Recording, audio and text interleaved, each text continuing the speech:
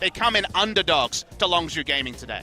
Well, here we go. Pick and ban up for game number 1. Longzhu starting things off over on that blue side. Love the first ban coming through. Just going to go ahead and get rid of that LeBlanc. Finding lane priority for Faker has been something that SKT have struggled with. LeBlanc is one of those champions who's been big in North America, especially as a blind pick. Hasn't been as common in Korea, but we know about Faker's mastery of the pick, so I think it's a smart ban. And now my question is it just going to be the auto Kalista, Zac, Caitlyn bans on red side? So far, so good. But the Kalista pick is kind of up and down because Longzhu, they've traditionally been an Ashe team, surprisingly banning Ashe on blue side.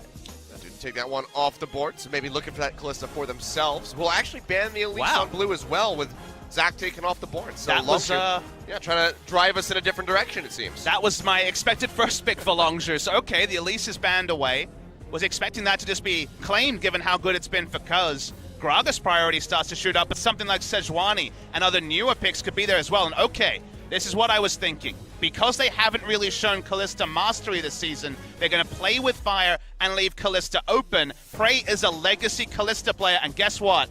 You can pair Alistar with the Kalista very safely. Braum works as well. You cannot deny the available support pool. This empowers Gorilla. That's the reason Kalista is so strong. Early power spike, and your initiator gets stronger. Giving Gorilla more power is a scary thought. Yeah, I mean, but then we have to be worried about, how good is Gorilla at Alistar? I don't know if he's been practicing that one much, Papa Smith. He's been playing it on on competitive, wow. So they'll let you know. Well, here we go. This isn't too shocking. Just going to snatch up that Rumble. I mean, albeit could actually be a flex. We saw Peanut play this into the jungle, but likely for Antara up top. And one of my big criticisms for SKT, the thing I think they struggle with the most is the bot lane meta. They've been playing a lot of Varus Lulu. They've been prioritizing Lulu and Zyra when those champions are really out of the meta.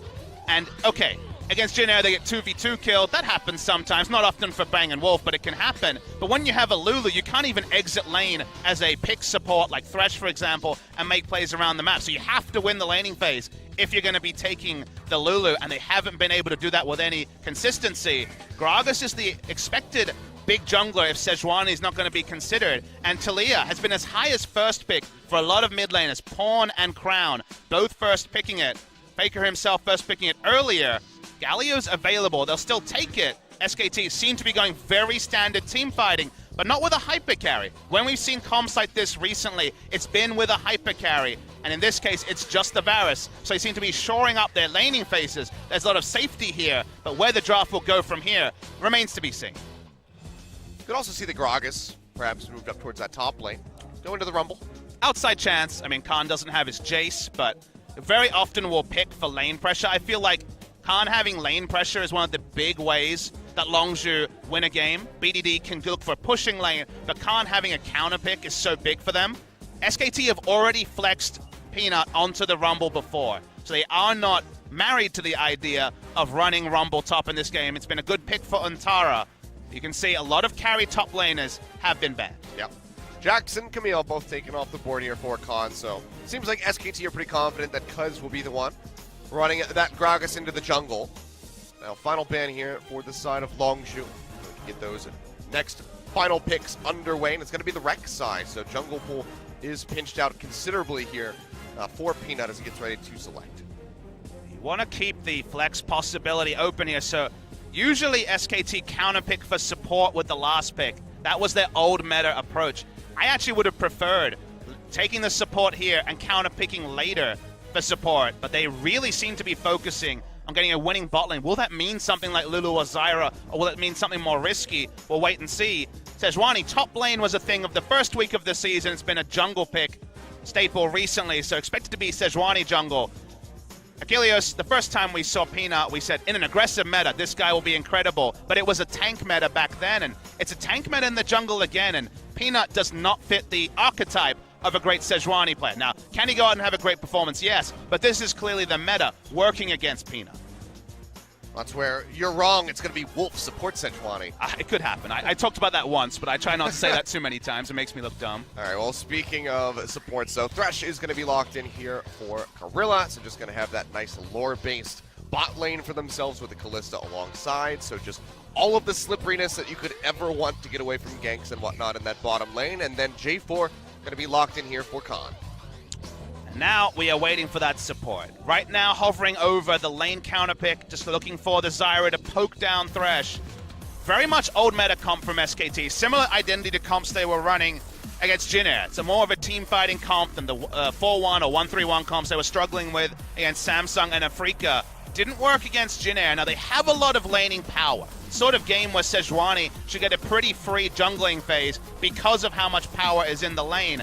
But this is not necessarily where the meta has been tending to post-Rift Rivals. A lot more updated meta, it feels like, on the side of Longzhu, specifically the Jarvan priority being higher. So it can be an answer to these immobile carries. Really interesting game to come through. SKT not mixing up too much, largely going with what they feel like worked against Jin Air. Alrighty, well, SKT, they've been backed into a corner.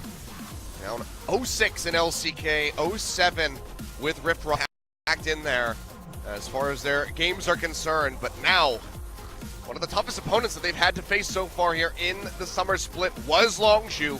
And now they have to try to beat them again. And as the game goes on, will it be hard for Prey to do damage? Yes, Galio and Sejuani can sit on the Kalista. But the early game snowball, if Longzhu gets 3 kills, the pain will rain down on SK Telecom T1. All right, we'll have to keep our eye on this bottom lane, especially here with Gorilla going back over to that Thresh, see if they can get that lane priority and just take the game over from there.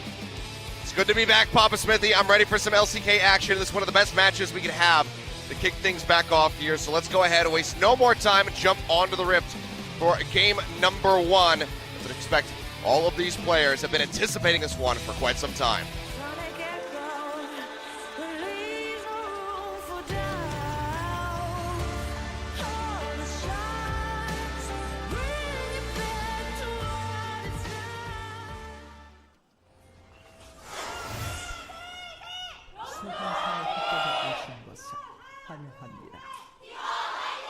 I missed that sound.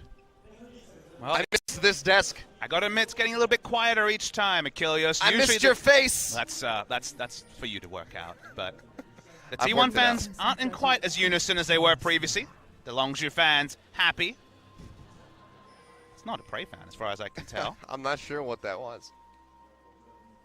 Well, there's plenty of fans out here on a very hot Thursday afternoon for what hopefully will be a great series. Again, Longzhu SKT in the first round, Robin, was one of our big highlights. We didn't get a telecom war, but we got SKT Longzhu.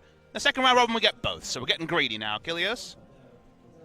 Feels good. A Mountain Drink going to be the first one that we have. Starting off on the Rift, so maybe going to have some extra priority down around that bottom side of the map. Try to pick that up. A lot of safety in the lanes for SKT. Longzhu have good pushing lanes, strong engage, but they will have very big struggles in the late game, push damage through Sejuani Galio.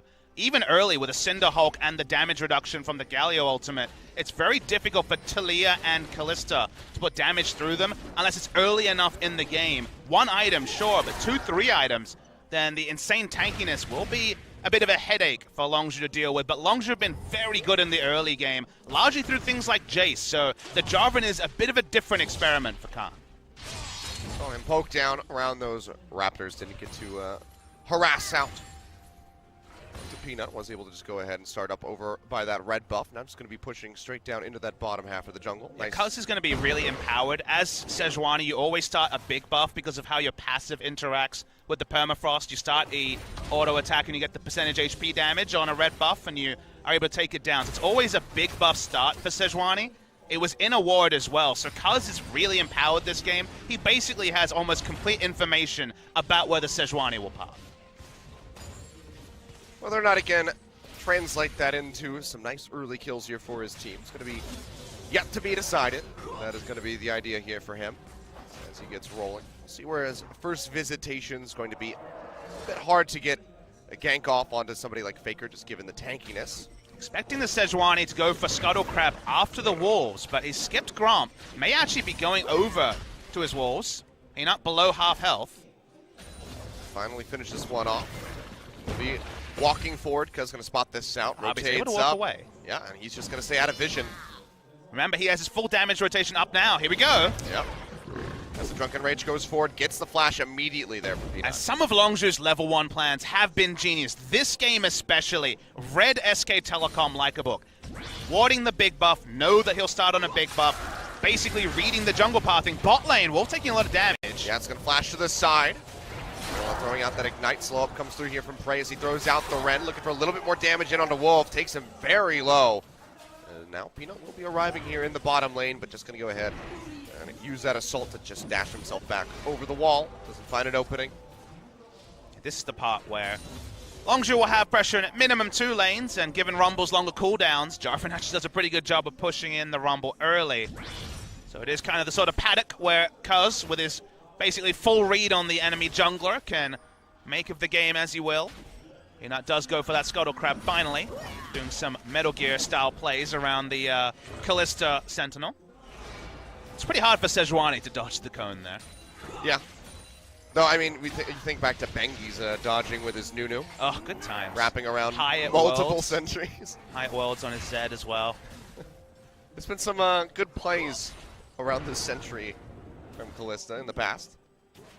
But Peanut, yet again, going to be rejoining down to the bottom side. Looks like he's just going to go ahead and recall. I mean, Peanut cannot be greedy. He really has a lot of headaches to deal with the Sejuani drafter, even though his lanes are strong.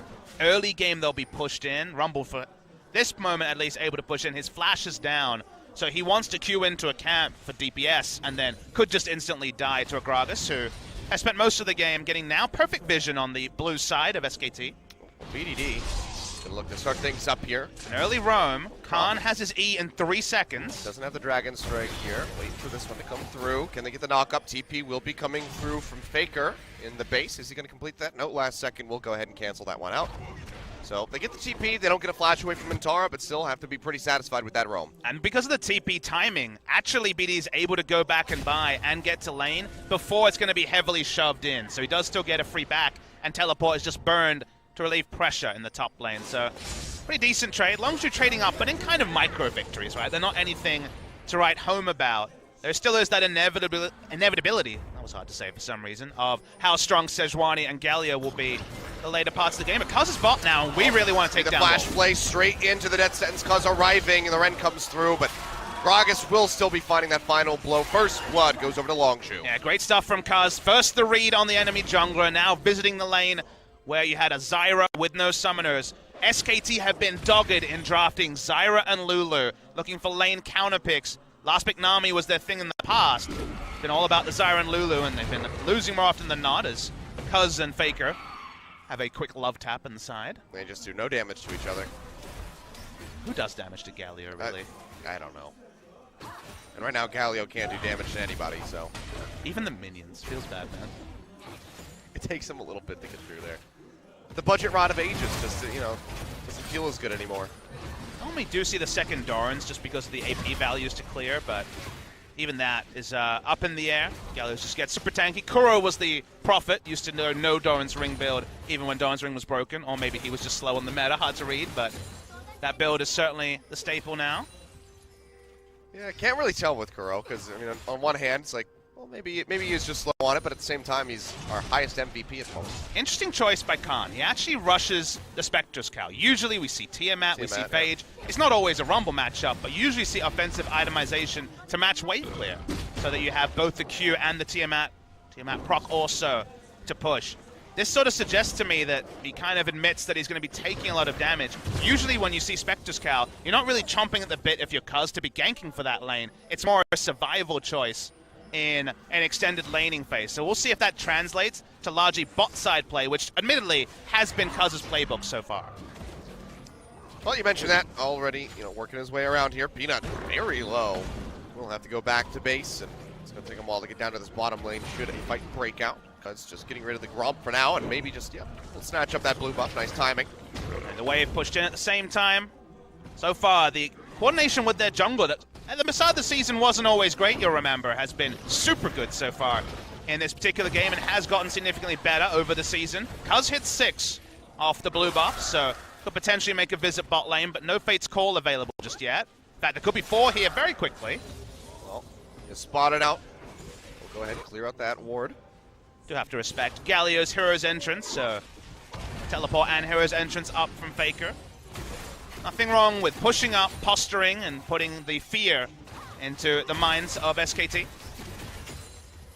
I mean, fear, you know, not something that they're really used to playing with, but as of late, seems like that is much more the case. What is this new emotion I'm feeling? It feels like losing. I was not previously programmed to experience this. Yeah, the Faker robot, which of course back in the day people like to liken him to a robot, is I don't know how if he even has that emotion in his database. They've updated his firmware, and I think there's some bugs there, Achilles. Roll it back! he needs to download more RAM. All right, well, BDD is going to get that nice little Galio rotation coming through. Does chunk him out a decent little bit here. But nothing more than that, a bit too far behind to try to offer up that Glacial Prison to find a kill. But the early game playbook from Longzhu hasn't grown anything. First Blood, yes. A bit of a gold lead, yes. But the moment you start seeing Cinder Hulk, tank itemization on Faker and Peanut, is it impossible for Longzhu to win? Certainly not. But if they're pacing tankiness with damage from the sides of Kalista and Talia, the tankiness comes cheaper in most cases and is pretty damn effective. Something like the adaptive helm, you could say, from Faker is very likely, given how Talia's threaded volley works. There's some very good answering itemization for the Talia especially, and Sejuani is one of the best at sitting on Kalista and stopping her doing damage. So even though it's a good start for Longzhu, sort of game where you're never really sure how big your lead needs to be, and that sometimes spurs over-aggression. Well, nothing too crazy here for Longzhu at the moment. He's going to be handing off this blue buff for BDD so he can just poke more, he can clear better. The game has slowed down, and like you said, Longzhu haven't really been advancing much. Gold lead actually getting drawn back in, reined back in rather, by SK Telecom. I mean, it's been smart play. It's been tight play. It's been well communicated. But like I say, is it enough? It's going to it needs to accelerate. It's going to be the check-in. So far, the return to laning focus in the bot lane hasn't really been their friend. The reason why I talk about that is that Zyra Varus, super common lane in spring season, but the engaged supports were well out of meta, and it wasn't as relevant that, let's say you get double killed in lane, you just return to lane. You just return to lane, you'd be behind an item, but maybe you get a gank and it'll work out. In this meta, your Thresh or your Braum, you're able to roam and make plays around the map. Moby Boots 900 gold, you can make things happen. It's a very different meta. And with Engage coming from the jungle and support, and even the AD carry with the Fate's Call, there's so many different ways to kill a Zyra and Doran's Shield that these are sort of things that can happen. Oh, it's going to be the Weaver's Wall coming through. Wolf immediately going to flash over. We'll get that TP from Faker. That wasn't a good teleport from Faker. Actually very poor, you'd have to say. Everybody was already disengaged, and he's like, I'm going to go in 1v4, guys. Yeah, that was just poor communication, I would say, is the problem there. Usually it's a team move. For Faker especially, who's always been judicious on summoners. He really does need that update. Yeah, sometimes you update your firmware, there's bugs. I've downloaded many iOS updates, often bugs. Now he's laggy. But Peanut popping over the wall with the blast cones. Just going to find that control ward. A little bit of damage down onto Gorilla, but won't be finding that gank entrance that he was looking for instead. Likely just going to have to use that Arctic Assault to get over the wall. Well, some gas will come through. Hero's entrance from Fakers. The lockup does come down from that Glacial Prison, but now that's going to be the Lantern dragging him out. Hook not going to connect in onto Bang. TP being completed for Khan. Will arrive, throws down the Cataclysm, and Wolf will get locked into the pit, and he's going to die. Prey picks up his first kill. 2-0 here for Longzhu, so very extended bot lane visitation here from both sides, but Longzhu are the ones that put a kill on the board. And there were teleport wards for Antara, but clearly didn't get a call to teleport because never used it during the entire time. Pushing aggressively in topside, still not teleporting. Still looking for a little bit more. Death Sentence comes through. Flay in onto Faker, but the taunt comes down from the Galio. Prey jumping his way back with the teleport comes in. Himself safe, but yeah, Antara is dropping in from behind. Fate's Call coming through. Prey throws Gorilla forward, but might just be throwing him into his death. Antara. Actually, they're going to try to turn this one around because Cuz is re-engaging Khan going forward. Let's get the pop-up, and they're able to get the kill as Gorilla snatches that up. SKT, a 1-for-2 in the end. They still will come out a bit further behind. Yeah, he still does trade up, like you say, Achilles. The teleport, while it was late, sure, it was a nice equalizer, but no one was really on the same page from the side of SKT. 2 teleports in a row now. You kind of ask your question marks, even though it ended up with a late 1-for-1 after the initial kill went the way of Longzhu, and they're going to keep invading. Peanut's low. Well, that's going to be the blast cone. Seems like BDD didn't quite get the angle that he wanted. Doesn't go over the wall here with Cuz. Maybe that was the plan. Not exactly sure, but the blue buff will just be going over to SKT as they head home. So Longzhu just going to go ahead back off of that. Don't want to get overly aggressive. Bot lane giving up that kill, something that they would have rather avoided. And Khan's build goes very against his identity. Remember, this is a Jace player. This guy will play true carries in the top lane. This is the first time I've ever seen him rush pure tankiness when damage was an option. Going for Adaptive Helm basically tells me he wants to use his initiation and thinks that the team has enough damage that he can sit on top of basically as much AoE as possible and just shut down, specifically Bang. This is a item build where he wants to ignore the magic damage around the Varus and just increase CC duration because he just won't die very fast. Bit of an extended visit here to this bot lane. Brush from Cuz doesn't find an opening. Bang avoiding that wall so the death sentence can't come through. He'll just be retreating back to pick up this red buff. Is spotted out by that control ward in the brush. We'll see if he checks it on the way out of here. Likely going to be standing for a bit longer, as is this Mountain Drake right now. 14 minutes in, no one has really even glanced at it. He's caught mid lane. Just get locked up a bit. Peanut coming forward, but doesn't want to commit in with the ultimate. They'd have to go in underneath the tower. They knew that Cuz was in the vicinity, as he does say hello with that little body slam. Crucially, BDD didn't use either cleanse or flash as well. Steadfast use of summoners from a lot of our top mid laners recently.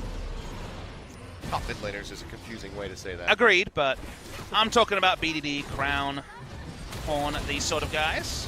Faker, I guess, is in there as well. I was gonna say, like, top mid laners like Jace, you can play him in both. Galio, J4 once upon a time.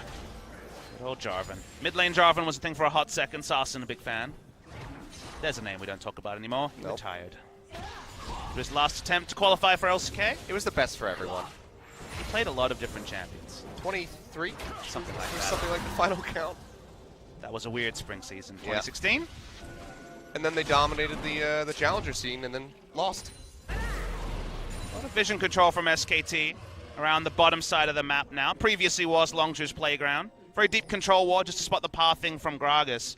Not the sort of vision you can really play around, though, you should notice, whereas you can tell from Longzhu's vision exactly what they want to be doing. It's kill this man. Well, caught. Oh, Cuz already using that. Roll the barrel. Will just get jumped on. Intara trying to turn this one around. He's just going to find it. That last auto attack, well, overheated, just beats Cuz into the ground. Yeah, it seems like Cuz was also disconnected from his team. There was no space for BDD to roam top. Had no way to get out. Heroic Entrance came in as well. Jarvan not in position, BDD not in position, solo death from Cuz, you'd say. Getting corruption thrown down here. Gorilla gonna get popped up. The Strangled Thorns. Now you can see the death sentence ready to come through as the Fate's Call will come out. Gorilla arriving into the fight with the flash forward. Faker finds a double taunt, and they're gonna go down. Double kill going over to the Galio. Can't quite chase in underneath the turret to finish off BDD, at least not at the moment. So he will retain his life, but SKT now taking a kill lead in this game. And these kills are so crucial. While Cuz makes a mistake, he had been the star of the first 15 minutes for the side of Longzhu. SKT outplay Longzhu around the bot side, specifically their tanks getting gold. Faker loading up the kills. Now between the two of them, the tankiness we talked about that will really be where this game turns in team fights will start to be accumulated by Peanut and Faker. Cuz going over the wall. It's enough for SKT to go ahead and peel back away from that Dragons, who still will be standing for the moment. As the TP comes down here from Khan, needs to arrive swiftly to stop this turret from going over, because first brick has eluded us thus far. Something that Longzhu would have expected given how the early game went, but SKT have stood firm. They have not been making sort of decision-making errors they had in their 3-loss series in a row in the LCK. A lot more steadfast, and their draft answers Longzhu super well in fights. So while we were appreciative of how well Longzhu played around their jungler specifically in the early game, headaches start to come through from Longzhu. Oh. Peanut. Yeah, he is in vision, body slam coming through. Faker now arriving, but Peanut just takes so much damage, and he will get finished off as Cuz finds that kill. So tying things up here, 4-4. Still a bit of a gold lead here for Longzhu, but it's the same gold lead that has been there for a very long time. They have not been able to grow it. And it's also the side of the map where they'd invested all their control wards and vision, and it's really only a 1-for-1 over time, given that was Neo, where Cuz died, taking the Krogs just a few minutes ago. So they've invested all their vision budget into taking this top lane turret, into making kills on the enemy jungler. Actually picking up the turret is the big objective, but they're calling in BDD. That should happen now. Is okay, super deep teleport from Antara. Yeah, full wrap around here. Faker with a hero's entrance. Bot lane party. The bottom lane, but yeah, yet again, the elusiveness of that Kalista Thresh duo does get Prey and Gorilla out safely. will be able to exchange this turret, but will not be getting that bonus gold, so Longzhu are moving forward a bit quicker. It means they will also have the tempo advantage onto Rift Herald, which it looks like they're going to be moving over to. Taliyah has to answer the mid lane wave, so they actually have to abort it after starting the pigs onto it. But it seems like Cuz will just take forever to take it himself. For a second, I thought they were actually going to try to contest that turret, but with Untara still sitting nearby would have been a very risky move. Cuz peeling off that Rift Herald as they both jump in onto Faker. He's going to get that double taunt coming through. He's a real tank forward. Cuz taking a bit of damage. Seems like both of them are going to go their separate ways. I love that SKT read the situation, knew that Rift Herald was going to be the obvious spot for Longzhu to go. Sends Faker alone to contest it. Enough to stop it, so that's a free Drake over to SKT. A Rift Herald answer. BDD just playing defensively here for his squad, just throwing down that Weaver's wall to make sure they can't chase forward. But let's talk about what SKT was able to achieve, because just from Faker walking up, even though he had Hero's entrance to use as a global if something else happened elsewhere, no longer could Longzhu play around their strong side, which had been the top side of the map where a lot of their control wards were and where their advanced vision were. They couldn't take the Rift Herald, and then they were forced to rotate through where SKT had put all their vision, their own red side jungle, and that's why BDD was so defensive, had to throw down the wall, and so basically SKT changed the path of battle, the field of battle, to where they were strongest. This is not the SKT we saw for 6 games in a row, so it's nice to see already they're playing around their strengths rather than minimizing their weaknesses, which unfortunately has kind of been the recent story. Yeah, this has been going back to the SKT that we saw versus Longzhu the first time around. I mean, SKT are the ultimate team where you get no free lunches. This is the team that always, even if they lost the early game, wards will be on point. Their sideways will be on point. Faker, there's not much excitement here. It's still Galio. Yep. He's just going to justice punch his way out of there. And that was kind of the thing, was that SKT were doing some interesting new things, but their standbys were the things that were letting them down. Their ability to set up so cleanly and so smartly was letting them down. This game, it's tightened up pretty significantly. Longzhu still looking to go ahead and advance as much as they can. We'll go ahead, start this engagement down onto Faker. Play comes back through. He's just more interested in clearing out the wave, but now BDD's wrapping her up from the side, as is Cuz. Faker going to be completely surrounded as the turret goes down. They pick up the kills, going to be the question. Play yet again coming through. The box gets dropped. Cuz goes in. Nice sidestep. But yeah, Faker not going to get caught up in that one, and he's got the hero's entrance to take himself out to safety. The flag and drag not quite going to find the knock-up. That's the Cataclysm coming through, and Khan will go down. They do trade in onto Faker. Wolf also falling as Longzhu tries to keep trading up, but it's a double kill over to Bang, equalizing the count, making it a 2 for 2. A 2 for 2 in a 5v4. Super good plays from Faker to dodge all of the initiation and pick CC. And by the time Khan went in, he acted as if he had a Black Cleaver Tiamat. He's gone a tank build. He's only an initiator. So a decision-making mistake by Khan at the end. The start of it is fine. The moment that Faker had to use his first taunt to stop himself being dived, it was going to be a free turret. They already got the free turret, but then they get greedy. Khan feels like he can kill Faker, but he still has immense tankiness, and Khan doesn't have the damage. Following up and doing damage to a backline is not what Longzhu's comp does well. They don't have Hurricane. They have a Taliyah and a Kalista hitting the closest target. Big mistake there, though, is Bang. Yeah, Bang pushing up here in the mid lane, gets chunked out, has to use the flash. So a lot of summoner spells used here from SK Telecom. Those last skirmishes, just a flash out from Khan.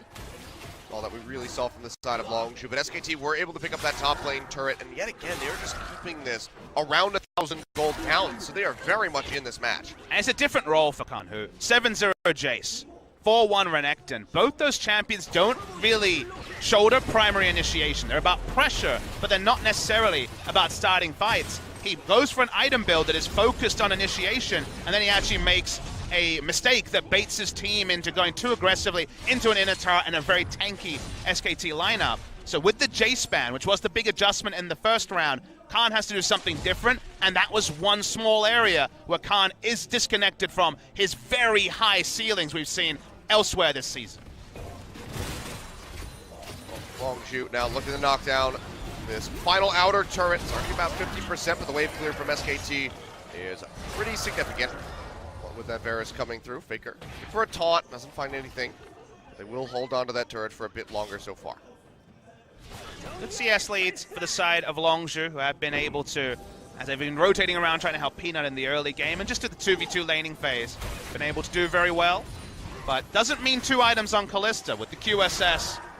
has delayed her power spike, which for now makes her less formidable in the 5v5. And those tank itemizations, they're coming, Achilles.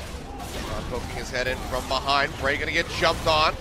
He's able to take that dark passage out to safety. Now Khan's gonna be completely locked out. Wolf will be the first one that goes down. Just a bit too far forward there with that Zyra. Takes that one with his life, but can Longzhu get more? Can they even get the turn? It's gonna be the question. A big equalizer coming through from Antara, and they're gonna scoop up a kill in onto that Kalista. A double taunt yet again. Comes down from Faker. They get Gorilla Khan.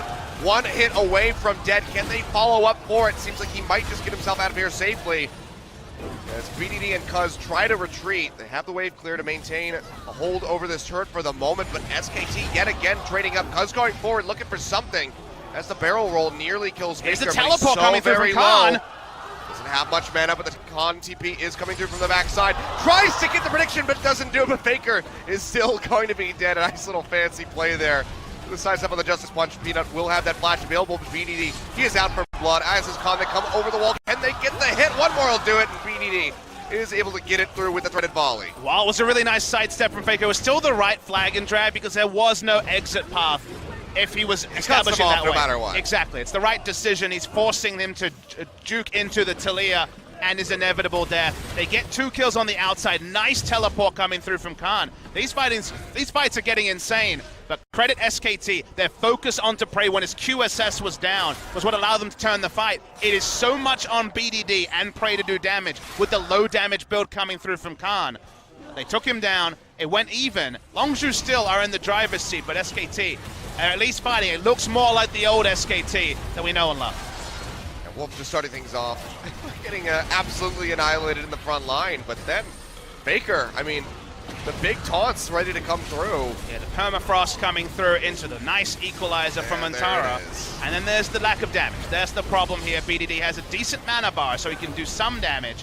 Not enough to actually turn things. Khan's teleport back in was the big factor. So the picture-in-picture, the Infernal Drake does go to SK Telecom. Yeah, are able to pick that one up, and it seems like we have another fight breaking out, and it's the picture is a bit too small for me to try to cast off this one, but no, GM, give it to us! There we go, we flip back over, and BDD's gonna be the first one that goes down in the fight. Hero's entrance now from Faker, gets the pop-up in onto Gorilla. Prey's free hitting. Desperately tries to turn this one around. Prey is free hitting, looking for a kill onto Antara. It's a big win. Faker first, and out Antara will fall, double kill.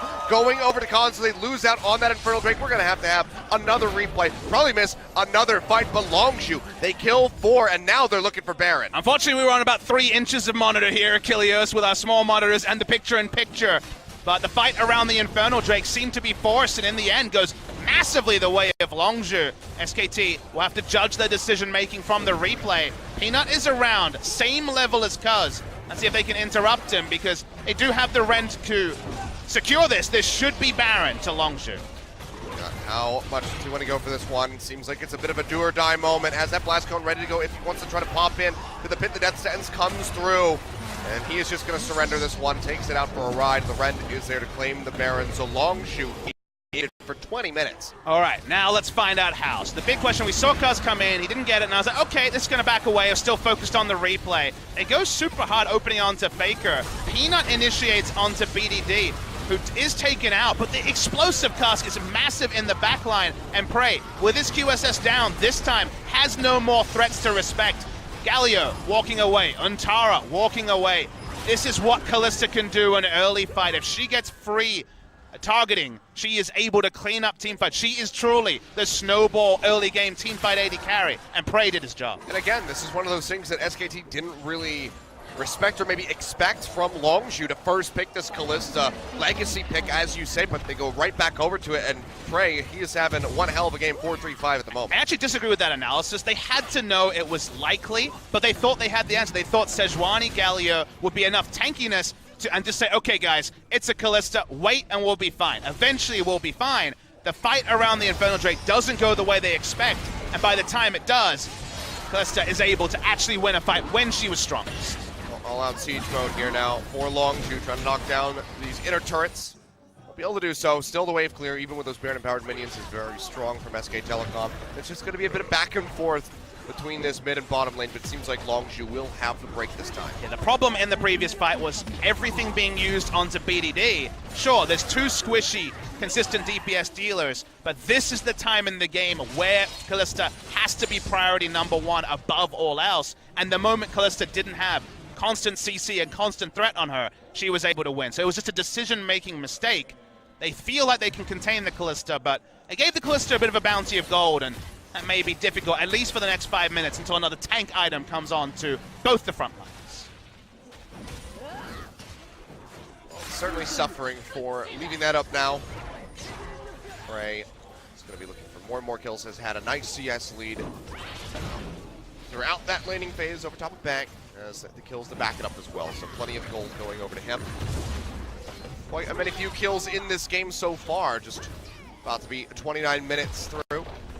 Bang does shoulder a lot of the damage on the side of SKT. We've been so focused on the Kalista and the Taliyah, we have to remember that the damage largely gated around Bang, being able to put out massive damage in fights. He is 50 CS behind, even with Zyra as the support counterpick. So losing lane this significantly for Bang and Wolf has certainly not been a staple of most of their ascent over the past couple of years. And Varus always does have damage queries. There is still a Jarvan that can make his positioning almost impossible in a team fight.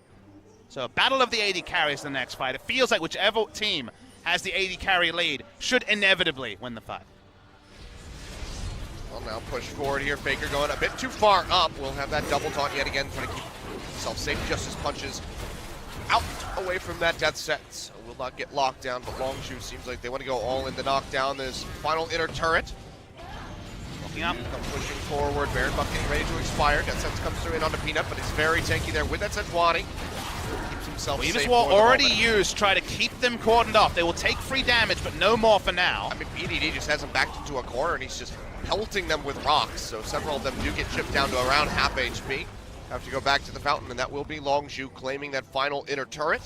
Just the inhibitor ones remaining here for this squad, but in the meantime, seems like they're going to go ahead and go back, spend this gold that they got, and then get prepped for that Infernal Drake that's going to be spawning in a minute. Isn't it amusing that a year later, because Taliyah, of course, was massive this time last year, just before her nerfs went live. The nerfs went live just around the playoffs in summer 2016, and it was because, well, she pushes every lane in, and then she's basically Twisted Fate with more damage. Now this year, actually the use of Taliyah in summer seems to have been totally different. Sure, the shoving is still true, but it's honestly a bit Rumble-esque where you walk up to a turret, you put down the Weaver's Wall, it might as well be an equalizer, and you get a free objective. So the objective trades keep going well for Longzhu because they're smart with the use of the Weaver's Wall. It's no longer that global, which it can be, but almost every scenario it's used to secure objectives as Longzhu continue to rain down turrets. They have 6 outer turrets and inner turrets down. It's only the base turrets that separate them from breaking the base. So what you're saying is nerf Taliyah.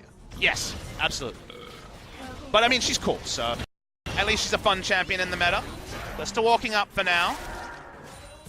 Very deep teleport. Yeah, Khan coming in from behind. Explosive cast comes through, separates a bit of the SKT squad here. Bang's going to be the first one that gets jumped on. Flag and drag coming through. The pop-ups are there, and Khan will be able to claim the kill, and now it's just going to be all spilling over in favor of Longzhu. Frey firing away, trying to get that chase down in onto Wolf. Will let him escape with his life for the moment, but everybody else on SKT will not be able to say the same. That final kill there, the 4th one picked up for BDD, and that could just be the end of the game right here. And the Gragas is the champion that is allowing the Kalista to do damage, because you think, okay, there's a formation. How are we ever going to get past the Gallia and the Sejuani? The cast scatters everyone, and suddenly there is target acquisition. Suddenly, Wolf and Bang are often going down first in fights. They're going to take down an inhibitor, and we're looking like it's going to be that 8 in a row, Achilleos.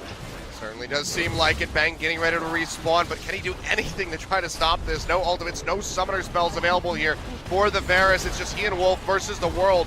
Members of Longzhu are rather low, but now that Nexus is exposed, Wolf with no ultimate, they'll just jump straight in onto Bang, almost take him down, but to say, you know what, let's not get too greedy, let's just go straight in for the Nexus, and that is the 8th straight game loss that SKT has suffered. And the weird thing for SKT fans is that it was better. There was adjustments, there were improvements, the draft was sound to a point, and yet they still lost, and yet Longzhu was still better. The team fight phase where they ignored Kalista for a single fight allowed enough items to come in, and then Cuz, with the on-point Gragas cast, scattered the troops. Suddenly, one of Wolf or Bang was the first person to fall.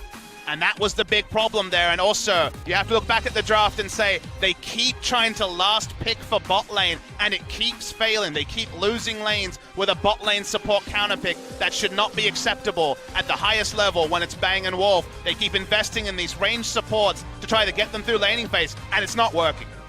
Well, rough stuff here for SK Telecom. Like you said, progression, but just not enough. They do suffer this loss. Watch the cask here. Oh, look at the cask wins them the game. There's nothing they can do because Thresh has flash up, the play comes in, and suddenly the formation of, hey, we know who our MVP is. It's Bang in the back line. Look how beefy we are. It doesn't matter because they're able to gap close. They're able to get in there. Another reason why Jarvan is so strong in this meta is he has access to the back line. A couple mistakes from Jarvan earlier meant very little once we got to this phase of the game. Cuz was the MVP of that fight for sure. Completely scattered SKT, and that was what allowed them to win the game. That was the money cast right there from Cuz. So nicely done by the rookie here on this Longzhu squad. They start the series off with a victory. This is what happened last time around. They were able to take game one and then lost the next two. A couple of months seem like so long ago though, Achilles. This is 8 in a row. This is unprecedented. We're 2 games away from SKT being double-digit game losses in a row. Yeah. Unimaginable. I mean, very few teams have done that. You think of MVP here, longest loss streak, CJ Entis from last year, Jin Air Green Wings. The fans say this is the time to lose. You're not in the finals, you're not in the postseason. At some point, you kind of have to lose that thought, Achilles, because the problems are glaring and they continue to mountain up. Well, we'll see if they can do anything about it here in the short term as we get ready to go to a quick break. SKT backs against the wall yet again. Will it be another 0-2 loss for these guys? 9 straight games in a row, 4 series. Rough stuff here if you're an SKT fan. Longzhu, however, looking strong.